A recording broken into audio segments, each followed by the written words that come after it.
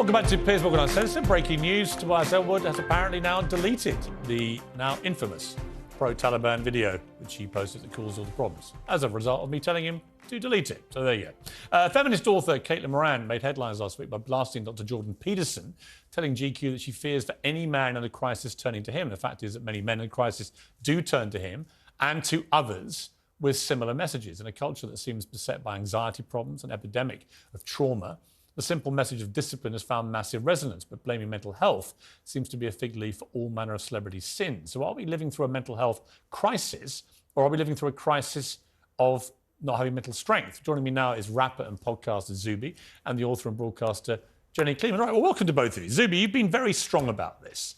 You said a lot of tough stuff. I would call it tough love. I think it comes from a place of wanting to help people. But you think that there's basically a lot of people who use mental health perhaps in a way that it used to be stigmatized, now in a way as a sort of in a glorifying manner.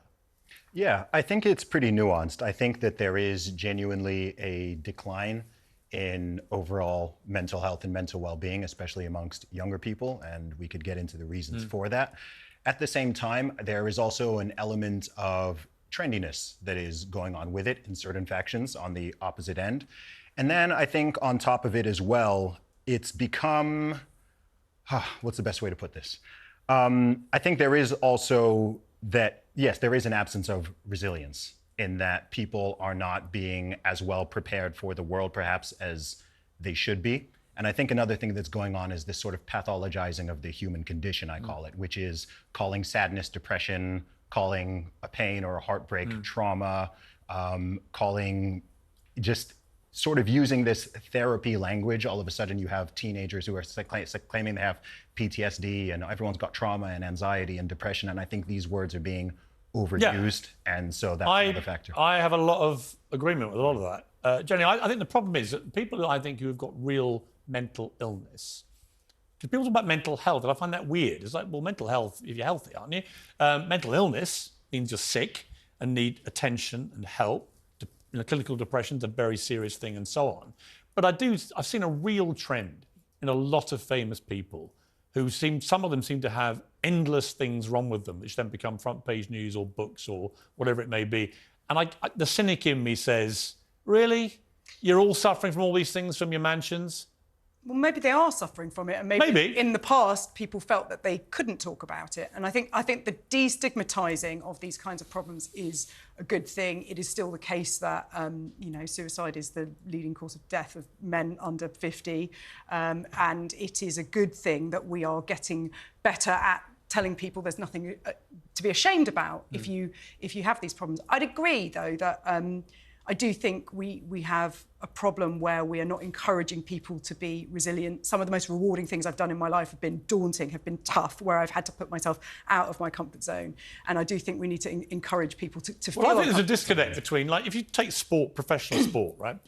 People are conditioned to be incredibly mentally strong, resilient, tough. I don't know why we don't transport that to regular life. Get into schools with tough people, going in there and trying to teach people mental strength and resilience. They're actual things that you can be taught. You can be taught to be tougher and stuff. But if you talk in this language, I'll immediately have people reacting now on Twitter, right? You're disgusting. You're inhuman. No, I'm not. I've brought up 4 kids. I've had lots of intense conversations with them from time to time about very difficult times in their lives and tried to help them through it. I'm a good listener, I think. I encourage people to talk. All that is fine. But I also detect a generational issue of young people who just don't seem as equipped to deal with normal life. And I think, Zuby, that a lot of what you're saying, it may sound like tough stuff. It's sort of tough love in a way. We want people to be better. I don't think they're being equipped to come out of school, perhaps, and have the skill set for life. Yeah, absolutely. And I think the truth is that the world is difficult. Life is hard.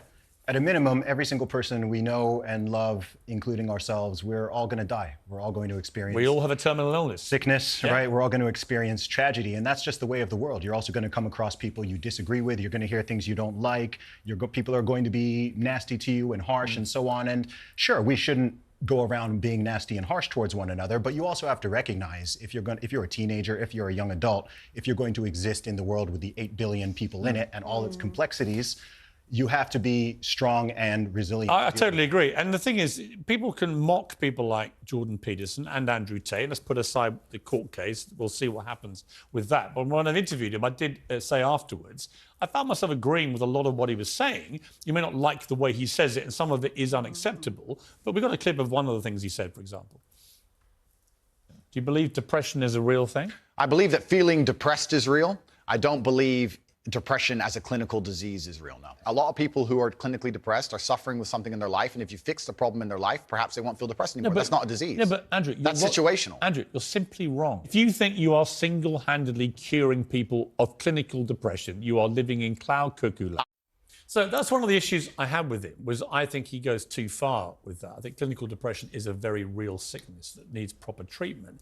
But there are other parts of that interview where he talked, you know, and the reason that young men in particular gravitate to the likes of Tate and Jordan Peterson and others, and they're different characters with different skill sets, but these guys do try and give them a message of empowering them to feel stronger about life. Is that wrong? I mean, masculinity is that everything masculine is now toxic, apparently. I think that's very damaging. The problem with that approach, though, is it gives the impression that these issues are easy to solve if you man up and pull your socks up, and that if you can't solve these problems by getting out of bed, making your bed and, exercising, then you have failed and you are weak. And it could be incredibly damaging for someone who's in real crisis, who's hearing that the solutions are simple. What I'm feeling isn't real. I need to just go and do this. But actually, there's a great speech by Admiral McCraven, the great US Navy SEAL commander, and he does the making your bed speech. He did it at a commencement thing where he talked about if you just get up in the morning, whatever your problems are, and you make your bed and you make it well, it's a great start to a day. Yeah. And it's a great speech. I recommend people go and watch it because I do think it's doing the basic stuff in life, bringing a bit of discipline and order to your life. But if you're in real crisis... No, I'm not talking about people who have a genuine mental illness. I'm talking about the vast swathes of people who just seem to find life difficult now. And exactly this is why it's important for people to use words correctly. Yeah. Right? I was talking before about what I call label inflation. If you're just feeling sad and you say that you're depressed and you have depression, if you're a little bit worried and concerned about things and you're saying that you have anxiety... Or you PTSD, go through PTSD right? and so on, you're diluting these terms. So now it becomes more difficult to separate someone who's just feeling sad because their life is not going well and they don't have certain things in order versus someone who genuinely has... I agree. We've got to leave it there, sadly. It's an interesting debate. It won't go away. We'll have it again in more depth, but it's an interesting debate. I just want young people to feel a bit more resilient and strong because they'll enjoy their lives more. And I think social media has a lot to do with why they don't. And that's another part of this, which we didn't get into. Great to see you both. Zuby and I had a good old bust up on Twitter earlier about COVID. Haven't got time for that tonight, but we will another time, Zuby. I'm coming for you. Okay. Don't worry, I'm ready. Good to see you.